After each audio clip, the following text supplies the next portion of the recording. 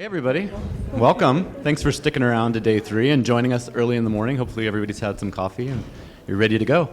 We have a great panel today. So welcome to our session, which is titled Family-Centric Benefits, the Employer's Role in Supporting Youth Mental Health. I'm Paul Wilson, and I'm Editor-in-Chief of Benefits Pro. And for those of you that don't know, we're a publication that is kind of a B2B publication that helps benefits advisors and other benefits professionals with things like, news, trends, best practices, analysis, and things like that. So before we kick things off, I just wanted to let our wonderful panel introduce themselves. Sure. So I'm Jennifer Lee. I'm the Director of Clinical Research at Lyra Health, focused on expanding access to high-quality mental health care. I'm also a licensed clinical psychologist trained specifically in children and families. Good morning, everybody. Hi, my name is Amy George Leary. I'm the Chief People Officer at Booz Allen Hamilton. I have been with Booz Allen for 29 years, and we are really focused on benefits and programs to really support our diverse audience. Good morning, I'm Jim Huffman. I'm the CEO at the Integrated Benefits Institute. We are a nonprofit organization that focuses on workplace health and productivity. Great, well thank you. As you can see, we have a wonderfully diverse set of perspectives here, so hopefully we're going to get you lots of good information today. I thought I'd start out with just a few stats. I mean, we all understand, the youth mental health issues that are happening right now, but according to Mental Health America, 20% of youth ages 12 to 17 have reported suffering from at least one major depressive episode in the last year. And on top of that, 15% of youth in the U.S. experienced such an episode that had severe impairment, meaning it impacted their functioning at work, school, or home. And then just one more quick stat kind of highlighting what we're facing here. Mental health related requests account for nearly 14% of all medical inquiries, making it the second most requested service, only behind finding a primary care physician. And notably, 30% of these requests are for children. So again, I think most people here already understand the gravity of what we're facing, but I just wanted to kind of lay things out a little bit there. And there's a lot of other statistics we can talk about throughout the hour if we need to, but I wanted to start out with kind of just a 30,000-foot view from each of your perspectives. Can you just talk a little bit about what you're hearing from employers, partners, parents, and even youth themselves about where things stand when it comes to mental health right now? Do you want to kick us off, Jen? Sure. So I think for me, the thing I've heard most is we have left the emergency phase post-COVID, but we haven't left the crisis. That the after effects of all of the changes that occurred in families' lives and children's lives and their developmental trajectories are still really being carried out across their lives. So I think that's one thing I'm hearing. We're not out of the woods. The other thing I'm hearing is that there still is so much of an access problem in finding care for children and families. That, we know that there is a problem for adults, and I think we've made some serious headway in decreasing the access problems for adults, but for children, it's so much more intense and much harder because there's just fewer providers and higher needs. So that's what I'm hearing right now. Yeah, no, absolutely. Thank you. How about you, Amy? Yeah, we've been talking about holistic well-being, mental health for 10 plus years. And right before the pandemic started, we were going to take a real look at our culture to understand what was important to our people in our culture. What did we do well? What did we need to think about? And obviously the pandemic hit. We also went through a number of social crises that we came out of all of that, and we really tried to understand what did we need to do to move forward and what was really important as a value proposition to our people. And we realized that well-being was one of those top 3-4 things. Flexibility, connections, which also are about your well-being, as well as development, right, your skills. So we see that as a real area of focus because it's important to our people and our culture. But we're also seeing a tremendous uptick in families and parents who are struggling to help their kids, and they don't know how to navigate the resources. I was telling a group last night, this is Thursday. I got here Tuesday evening, right? And even in this week alone, I had 2 individuals that needed help. One, their daughter was admitted to, an eating disorder inpatient, and she was 13, and another person, 11-year-old son, having, a depressive breakdown. That was in 2 days, and these are people that I, knew me well enough to reach out and look for help. And so it is something that we're seeing way more frequent is the struggle that the parents are having to take care of and really help their children, in addition to the employees themselves that need help. Yeah. Yeah, I'll just add a few thoughts. I think we've got this wide chasm between what the employer knows they offer, the programs that many employers now have implemented over the last few years, pre-pandemic and coming out of the pandemic, to help the employees and maybe even help the family members. Yet, heads of HR and leaders within organizations every day get those calls like, I'm in crisis, I don't know what to do. And the first reaction is, well, we have a program. You should access that program. It's there to help you. But people don't know, and they reach crisis stage, and they need that help. So that we've still got to, we, the industry, need to close that gap between what's available and how people access it. And I think that's really important. The other aspect is, I think many employers, and we have over 1,700 employer groups that belong to our organization, so I get lots of feedback. I would say that many of them don't even quite think about the home yet. They're very focused on the employee. So as we've come through the pandemic, and maybe even pre-pandemic, there was a lot of focus on mental health, emotional well-being, and I think employers have just started to scratch the surface of, okay, we need to do something about this because it's a need, and it will help our employees to thrive and to be better. I'm not sure many yet have figured out that what happens at home is affecting the employee, which affects productivity, which affects customers and clients and what they're doing for a business. So I think that's still another wide gap that we have to close. It will take time, but there's an opportunity there to address that. I just want to pick up what you were saying about people not knowing what's available, even if it is available. So even in these two examples this week, I had someone on our team compile all the resources that we had and what was available so that I could send it to this individual, and resources for their family and the support of their family. And we've communicated these things over and over and over, but until you need it, because there's so much information on all kinds of topics going to our employees, not benefits aside, but all kinds of things. They can't consume it all. And, it was so obvious to me that our people don't know what's available to them that we went on the road this year and went to 12 different locations. I'm actually going to our Europe sites next week, and actually brought an internal benefits fair and, things that we stood up booths and said, food, drink, come in and see what's available to you. And people even that had been there 20 years were like, I didn't know we did this. I didn't know we offered this. That is the number one challenge that we face, is getting people to understand what is available. And then when they do, how do they navigate it, because it's so complex. This is a big challenge for all of us. Yeah, thank you. Before I forgot at the beginning, but you've all been attending sessions. You probably know the drill by now, but scan the QR code up there for Slido. And then at the end, we're going to allow some time for some audience questions. So it's a good way to get your specific ideas and thoughts out to our panelists.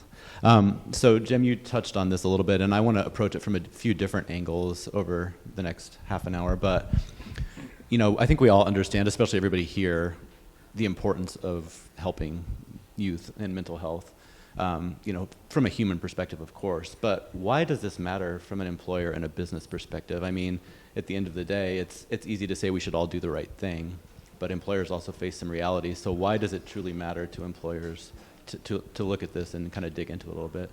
Jim, do you want to start off on that one? Sure. Yeah, I'm not to be too business oriented about, but it's productivity. I mean, that employee who might be dealing with a home situation, they're distracted. They're not able to completely focus on the job that an organization has hired them to do, is paying them to do, and relies on them to do.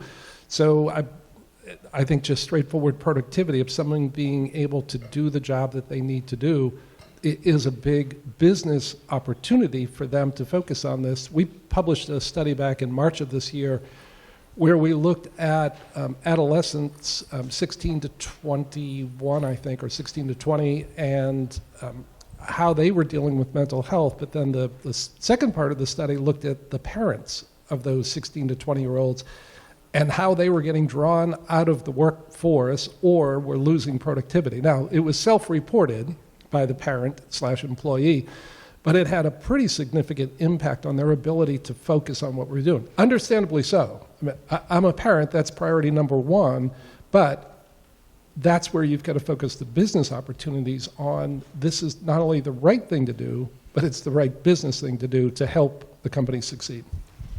I would just say, in addition to productivity, and all of what you said is true, if you create an environment and a culture where you feel like you're cared for and you're looking at the whole person and everything that they need, there's a retention element to that for sure, which is in a different way of looking at the return to the organization. But I couldn't agree more on the productivity of the people affected or the families affected, and how distracted and how hard that is for them to just continue, given the circumstances and what they're trying to deal with. And I also think, the future generations of the families and the kids that you're trying to help, they're coming into the workforce here soon. And, they need to have the tools to be able to lead long, healthy, independent lives. And I think that's also a critical component. So it's not only them being productive and staying with your company, but helping the next generation who's going to be coming into the workforce in a short term. And I can just echo what you both said. If you're sitting with a parent and you say, would you choose your job or your family? It's a no-brainer. People don't think about it. It's family first. And so if you're an employer and you want to help a parent make that decision to choose their family, you need to have the tools and resources available to help them prioritize what really is their number one priority, but also to be present, productive, and happy, and themselves at work as well. So. One of the other things that we saw, inside our organization is, even though we've been talking about it for 10 years and we've been trying to destigmatize the mental health side of it, of well-being, people are still afraid to come forward and talk about it. And to the point where it almost feels like there are performance issues and you're going after performance issues, and then when you get them to comfort and be able to open up and you start to unpack that and you realize, oh my goodness, let us help you. Again, even the example this week of this woman I was talking to, it took her being coached to come see me, and she said, I don't want to share this with anybody else. And there were people starting to poke at her performance.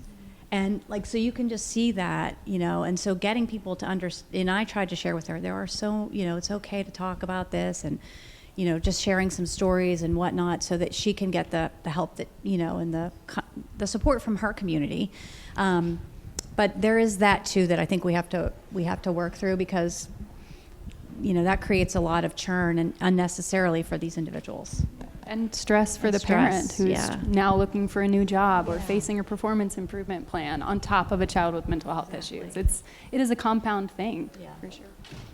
Yeah, absolutely. Just a few more stats kind of just bolstering that. Cigna had a study recently that said nearly 80% of parents report that their children struggle with mental health, and nearly 1/5 say their child's needs negatively impacted their own job performance. And then 55% of parents claim they don't have enough support from their employer with these issues. So obviously that gap. Yeah, I don't think I believe the 20% number. I think that's understated. I think you get back to Amy's point that it's just a stigma of, if I say it's affecting my job, I'm going to be laid off. Yeah. So I would bet it's closer to 80. Or what kind of parent am I if this has happened? Right. I think there's a lot of people reflecting on what did they do wrong, and how's this going to reflect on me? Yeah, absolutely. Well, digging a little further into the employer perspective, I mean, again, we all probably agree it's the right thing to do, but business has that harsh reality of ROI and things like that. According to a recent Business Group on Health survey, 94% of employers say they will only adopt health benefits and programs that demonstrate measurable value. And so, obviously, this is something that we have to face, the realities of all this. So can you just talk a little bit about this side of things, including whether you think youth mental health, Jim, you touched on it earlier, is maybe harder to promote because it's not the employees themselves, but it's their families. So is that a bigger challenge, and how can we kind of approach that and continue to kind of double down on the importance of this to convince employers? Well, I would say the forward-thinking organizations will recognize what Amy has described of when that person's not able to focus on their job, that's affecting productivity, which affects earnings per share. At some point, it all trickles down to that whether the company's public or not. So I think the forward-looking companies that have the resources and the foresight to look at that, they are addressing it, and they are putting those programs in to help the family members. I think other companies may be under financial pressure, could be facing all kinds of other challenges, and they don't have the ability to do that. And they take the program and they check the box. We have an EAP, we're all set. So I think it's how do those forward companies demonstrate, come to conferences, share what they're doing, publish papers to share what they're doing, and spread the word of the impact that they're having not only on the human side of this, but on the business side of it. And that will then pull the rest of the group, right? There's this distribution curve of the early adopters who do things, and then you've got the followers who come before and all of a sudden, or come after, and then all of a sudden the industry has moved in that direction. And I think we're still at that early stage for forward-looking companies to adopt and think holistically of not just the employee and units per hour, but the family and how it's affecting the whole organization. Yeah, I'll take it from a researcher's perspective too. I mean, there were two recent articles in the JAMA family of journals that one of them demonstrated looking at the global burden of disease, that for kids and families, for children themselves, mental health disorders are the most burdensome diagnoses that they experience. That was just very extremely clear because they're otherwise physically healthy. And so when you think about health plan costs and health plan spending, mental health is where it's at for kids. The other one demonstrated that almost 50% of medical spending occurred because of pediatric mental health disorders. And so if you're really thinking about it from a hard bottom line perspective, the math checks out. And so I think that's the really important part. It's not only the right thing to do ethically, morally, if you're forward looking for how you benefit your employers and families, but it really can help to alleviate both current costs related to mental health disorders and also future costs. Because if you treat a child when they're first impacted, it changes the trajectory of where their health will be in 5, 10, 15 years. So I think if you really are, like you said, Jim, forward looking in a lot of different ways, it just makes sense. Yeah, I was thinking about your question, and our focus is so much on a culture of care that no one from the board, no one from our leadership has ever asked me to prove the ROI of our mental health programs. Not once. I don't actually even know what the usage is. I'm saying I don't even know, because we need to have it. It's important, and I also think that through some of the ways that we've been engaging and trying to destigmatize, I think it also allows people to talk about it in a way that we realize how much it's needed.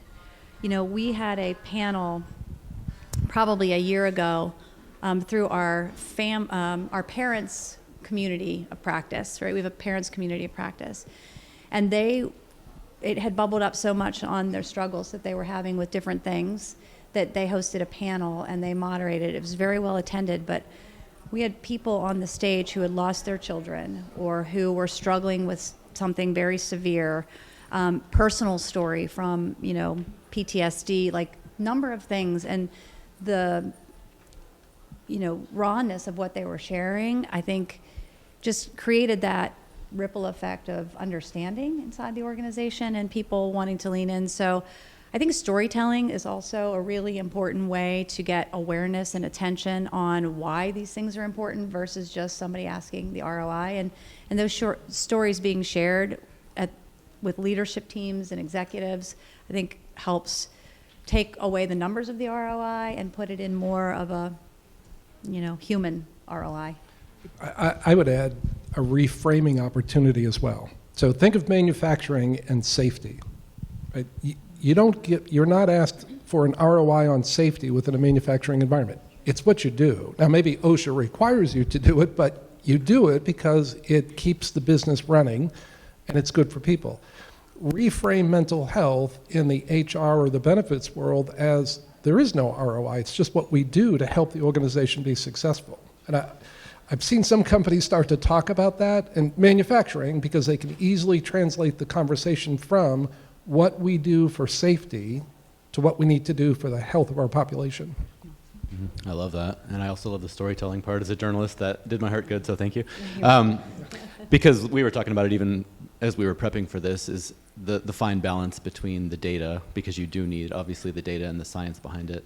But if you bombard people with only stats and numbers, it only goes so far. So you do have to balance it with that, humanity too. So, I cover the benefits industry. A lot of my focus is on benefits consultants and advisors, and so I talk to them every day. And I know from talking to them that open enrollment has changed. The conversations that they're having, it used to be often within the purview of HR. When open enrollment came around, it was HR, and that was maybe it. More and more, like we were saying, the numbers matter. CEOs and CFOs are now asking and requiring to be at the table. Do you feel like that is more of an opportunity or a challenge? Like, where are you seeing that? Like, those conversations, how are they changing? And do you think that that throws up extra obstacles, or is it more of like, now we have more people at the table and this is a good thing? I'm not sure I understand the question exactly. Can you? Sure. So, historically, if we're looking at some of these benefits packages, HR, this is a stereotype, but HR, I've often been told, is viewing things from a human perspective. They want the best for their people. CFOs and CEOs are on the other side, where they have to, report to the board of directors and things like that. So I guess now that more perspectives are at the table, is that a good thing? Is that a complicating thing? A little bit of both? So you're asking if there are more people weighing in on what benefits we choose? No, I think that, again, it comes back to what our values are and how we lead as an executive team, and what's important. And the people side of things are important. So for us, I think there's trust in the fact that what we bring forward, and that we're always sensing and we're always pulsing. We ask through an annual survey, do people have the benefits and the programs that they need to be successful? We use all of that data as we make our recommendations. So I don't feel there's more scrutiny on it, or there are more voices. I feel more support for what we're trying to deliver and what we're trying to provide based on the type of leadership we have in our organization. That's great. I hope that's the case for many organizations, because it sounds like you guys are one of those people who are leading the way from the front, which is great. Well, it starts at the top, and I think we have a CEO who 100% is about that. So I think that matters. Yeah, absolutely. And to that point, Amy, I think it's good to have those stakeholders at the table and have them informed about what the mental health benefits are, what the family support benefits are, so that they know within their organization what they're doing in a really concrete and sometimes very detailed way, maybe too detailed way, but a very detailed way about what they're offering to their employers to help frame that from the top of, this is just normal, this is what we do. They're like reducing the stigma around using these benefits or what's available to families as well. So welcome more stakeholders. And I also think you can see it through like nonprofit investments from the organizations too. And, part of the reason I'm here is, we also joined the startup of a nonprofit, and I'm on the board of that for youth mental health. It's important to our organization because we see what's happening. We have a huge health practice, consulting health practice, a lot of people in that area focusing on that as well. So there are a lot of things that come together that allow us and me in this position to have that support. But I do think more and more people, as you guys are all seeing, are understanding the crisis that we have in front of us and are trying to lean in and make a difference. Paul, I'll just add two stakeholders that I've seen over my career that really have expanded and helped the conversation, that benefits decision conversation.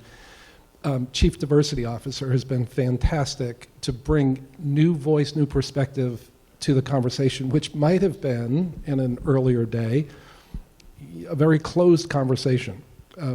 CDOs have brought a whole new perspective to really help open up not only which programs employers are offering, but how do you communicate those? How do you position those? What do they look like when you put them on your website or you do a mailing? So that's been fantastic. The other is the emergence in many companies of employee resource groups or affinity groups, where I've seen organizations bring those leaders into the discussion. Maybe not for the final decision, because that becomes more of a business decision, but as they're looking at the hundreds of options that you could bring in, which program is going to best meet the needs of the population? And when you bring in those ERGs, they really round out the conversations, not from what should we do, but what do we need to do? Or the types of services. So for example, some of the feedback we got from some of our employee groups was around the diversity of the therapists and the counselors, and making sure that there was diversity in the therapists and counselors for our diverse workforce. So that was something that we leaned in to address because we got that feedback from those communities. So it is a good sensing mechanism for what you need to think about and how you need to, think about your service offerings. Great. Well, I have some more questions, but everybody took me up on my offer. We're getting some great questions, and so I thought I would take some time to ask some of those. So we're talking generally about benefits, but Patrick asks, what specific family-centric benefits have you seen employers implement that actually positively impact youth mental health? So any specific programs or benefits that you're seeing that are actually moving the needle? Well, I mean, again, I don't know that I've measured the ROI on those benefits, but the things that we offer, through different providers is, around obviously counseling, inpatient, outpatient, doing the research, family, sessions, digital online resources for people to access directly. So those are, some of the things, grief counseling for families. Like there's a lot of things bundled into that, and I have not looked at or asked for the ROI on all of those things independently to which ones are helping youth more. But I think as broad of a spectrum as you can get. The thing that we hear a lot of is about the research. How do I know this is the right place for my child or for the youth? I picked this, facility. Is this good? Or this therapist, this counselor, this type of service, right? Like that, we get a lot of those. And we have trained what we call our internal care center so that when people call and they, don't want to, we can't train up all of our HR people, but took a group of people and we created a care center. So if somebody's in crisis, if somebody's contemplating suicide, or if somebody's looking for help and they don't know how or what, we've trained up a group of people that can help them navigate and do more of a white glove service to help them find those solutions that might help in their area, whatever it is. That's also similar to what I've seen both as a clinician and also in my time at Lyra, that parents, when they search for care for a kid, it's a fundamentally different process than when they search for care for themselves. They are vetting and vetting and vetting and trying to find the right person. As an adult, you're like, sure, I'll take a risk. I'll go see someone and see how it goes. And like, you're a little bit more open to the level of risk you would take for yourself versus for your kids. And I think for those parents, it is so hard to find what you're looking for. And if you find what you're looking for, do they have availability? Is there a 6-month wait list? Are you paying out of network or out of pocket or cash? All of these are really challenging barriers for parents. And so the systems where I've seen relief are ones that alleviate those barriers to help parents be sure that they find, that they know what they're looking for, that they have someone that they can contact, like a care navigator, to say, this is what my family's struggling with, this is what my kid's struggling with, like, what do I need, who do I talk to, who do I connect with, and then being immediately connected with what that resource is, whether it's a phone number, a website, an appointment, the actual concrete result, and in the way that is speedy. Like, you have to be able to provide it in a timely manner because you have a kid in a family that's suffering. And so that time really is of the essence. So those are some of the things that I've seen make a real difference for parents as far as benefits go. Yeah, that's great. Jim, did you have anything you wanted to add? Just to carry on that thought, I would say that what people may be calling the new EAP program. So, Jen, I think your organization falls into this category of, if you think back, maybe 7 to 10 years ago, the old EAP program where you had 3 visits, nobody knew how to find it, and when you did find it, they would fax you a list of 28 providers. The first pages were closed practices, out of business, so it was a struggle and people never utilized it. To now, the programs are digital. There are either proprietary networks or broad networks, and it's more encompassing. It's not that crisis intervention late process or late stage. It can be much more open, and when somebody is dealing with a challenge, engage in that. So that's what I've seen over the last couple of years, is what I would call the new EAP program, which is much different than the old EAP program. Just a point on the change in the programs, and this might be a little bit off topic, but I was thinking about it when we were talking about, what's available. I talked about the fact that we have a care center, and that is a one number somebody can call and get help, like a care agent or something like that. But we also have taken some steps, like when we started our well-being program, we had wellness champions. So educating wellness champions and having them be sort of advocates for the programs. And that's both, physical, emotional, financial, all the things that we were doing for total well-being. They market them in their groups because they're local and people trust them, right? They're part of the team. We also added in mental health allies, where people that were really interested in advocating, trained them up on mental health first aid, basically, and so that they can help navigate and notice and identify things, and then be a resource for people that they may trust more than going to HR or going to a care center or going. And I think another rung in that is training managers, and what should managers look for. Right, especially in a hybrid world, but somebody's camera's off all the time and you never see them. What does that mean? Like, how do you get eyes on them? So training managers to notice and be aware and pay attention, and so that they know where to point people. It not be that person who gives the answer, but so, we've been trying to stack, care center, wellness champions, mental health allies, training leaders, right? Enough people that somebody can at least point somebody in the right direction, so that they can get to some of those services. Go ahead. I was just going to say, Jim, you were talking about like a little bit about what we think of as ghost networks, right? Where you go and you look for a provider and they don't exist. Yeah. They are no longer in practice. They're in another state. It is an immensely frustrating journey. So I think the other thing I was thinking about is what's at the end of a search portal, right? Someone directs you to a benefits page. They're like, here's where you look for a provider. What's on the other side? And what's on the other side needs to be a network of therapists and providers that are vetted, that actually can provide evidence-based care for children and families, which is a niche area.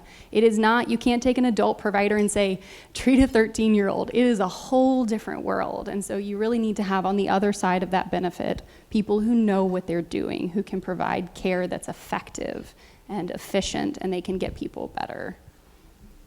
Great. Well, thank you. We got another interesting one. I think a lot of times at a conference like this, we have people like Amy who are representing companies who, not saying they have it all figured out, but like they're leading the way. But somebody asked an interesting question. They said, U.S. policy and many payer structures require innovative companies to grow state by state, sometimes slowly.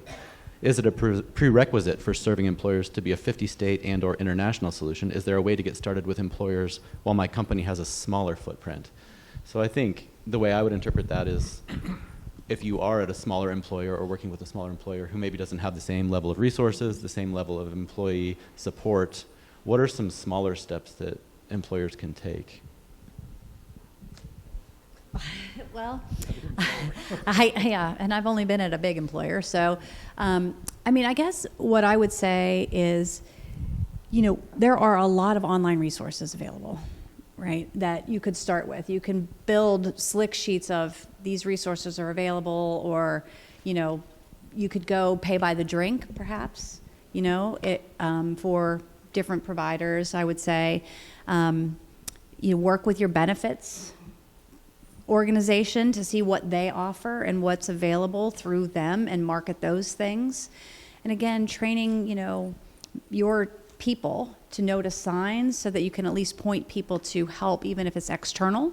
Those would be some of the things that I would recommend, I guess, off the top of my head. I think that's exactly right.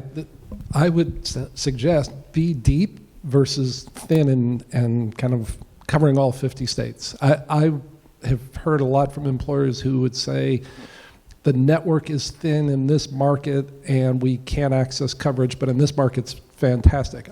So I think people want good access, and that's difficult to define, but don't try to be a 50-state or global solution when you can't deliver it, because you will disappoint, you will lose that contract. Be great in 2 states. And it may be a challenge for a large global employer to say, look, I can't work with 30 different vendors to cover 50 states and 19 countries. But if you're doing a great job in demonstrating the outcomes, they will partner with you because they want things that are working, not a 50-state solution that doesn't deliver. Yeah, that's great. I will just add, again, working with benefits consultants every day, there's a lot of independent benefits consultants out there who specialize in the small and mid-sized market. And one of the things that they're starting to do a lot more of is to work with an umbrella of different partners who specialize. So I think that would be another solution is don't try to do it alone. Reach out to some of the experts who can connect you with other partners who can kind of lead you along that path. So I'm assuming this one's probably more for you, but feel free to weigh in if you'd like to. So it says, how do you assess or prioritize family or child mental health solutions that impact mild to moderate presentations of more common conditions like anxiety, ADHD, OCD, ODD, versus more intense solutions for less common but higher acuity situations for eating disorders, suicidality, etc.? Does that? Was the question, how do you evaluate that? How do you assess and prioritize How do you assess solutions? and prioritize? Yes, great question. Oof, this is a hard one because it's all important, right? That's the worst answer you can give, but it's all important. Because I think if you're taking the long view, intervening with someone who has mild to moderate symptoms, especially a child, is, like I said, trajectory changing. And so if you can intervene at that level early for mild and moderate clients, that is so much more impactful long term. The other thing is a lot of that care can be provided more quickly and more efficiently. It doesn't have to be a long intervention. So I think there has to be a balance, of course. But I think if you start with mild and moderate folks, that's great. But when you really think about it, the kids who are really suffering often have those more severe disorders who need either a partial hospitalization program, intensive outpatient, something that is more intensive for those really severe needs. I think you have to do it all. No, for sure. That ties into another question that someone asked just about the idea of preventive care, putting more of an emphasis on that, specifically in the mental wellness space. I mean, obviously, healthcare in general, that's been more of a priority. Instead of treating the symptoms, we're going to try to, proactively approach things. Do you feel like that is starting to change when it comes to mental health and youth in particular, or is there still work to do? Where are you seeing that kind of standing right now? The word resiliency was getting a lot of attention, maybe before the pandemic, at least in my experience. I think people were talking about resiliency and building that into the workforce. And I'm assuming now that that was around, how do we help prepare people for some of the challenges that they will face every day in their life or in their work? I'm not sure where that ended up, whether that has kind of fallen by the wayside as we've come out of the pandemic, but I think that can be kind of built into some of these total well-being programs to help people develop some of those coping skills and then bring those home. The speaker this morning, I think she did a fantastic job talking about some of the skills that it's okay to cry when your best friend moves away as an adolescent. That's a coping skill of managing that and then kind of moving forward. So I would say resiliency needs to come back, and maybe I've just lost touch with it, but that could be a great way to help people at the early stages so that things don't deteriorate. I mean, we were having this conversation at dinner last night about being prevented.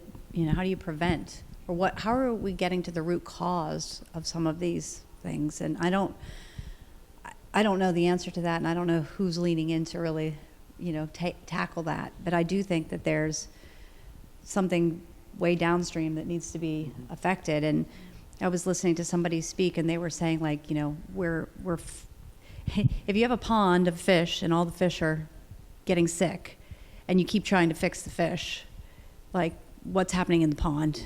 And how are we addressing what's happening in the pond? And what's happening in the pond isn't making all the fish sick the same way, right? Like, so I thought that was really an insightful analogy to me, and I think that we've got to figure out what's happening, at least for the youth in the pond, and try to get at that so that, we can prevent some of this. Yeah, I love that. Well, we're getting pretty close on time, so as we start to wind down the conversation, we have a few minutes, so maybe each of you could just touch briefly on, ending on a positive note. What are some of the positive impacts that you're seeing right now? And as you look to the future, any predictions of where things are headed that might kind of leave us on a high note? Well, I'll start. I think one of the positive things that we are seeing is the empathy and the willingness to talk and take away the stigma inside our organization and help one another through these challenges has really come full circle, and I think that's great to see. I think that's a positive thing. I would echo that, and I think we have made great strides in removing stigma, and conversations have opened up in companies. There's still obviously a long way to go, but it is happening at the board level, it's happening in the C-suite, it's happening in the frontline manager, and that's fantastic that people are talking about these things versus a number of years ago when it was, well, yeah, we've got an EAP and you get 3 visits, you should call them. And we've flipped the conversation, and that's fantastic.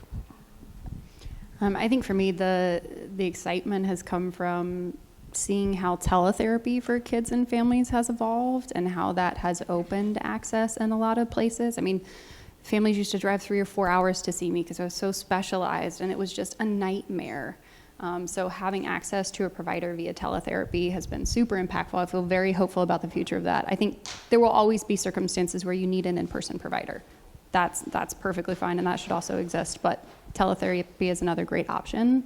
My prediction for the future for especially teens and adolescents is the impact of technology. I mean, for better or worse, these kids have grown up with the internet attached to devices, and they have pros and cons, of course, but they can be used to improve mental health and used for good. And when we worked with teens to develop our blended care program, I can tell you they are both enthusiastic about developing solutions to help themselves and their peers, and they're also extremely opinionated. And if we don't design things with teens for teens, they will not use them. So I'm excited about that opportunity to really partner, with teenagers and with youth to develop solutions that meet them where they are using technology. Oh, I love that. Okay, so one final takeaway, your 30-second takeaway from this session as everybody leaves on the last day of this conference. If there's one thing from this session that you'd like them to kind of take home and think about, what would it be? Jim, do you want to kick that off? Yeah, if you're on the delivery side of this, keep pushing forward. Know every day it's making a difference, and keep pushing that forward. If you're on the employer side or not the supplier side, keep raising the conversation within your organization.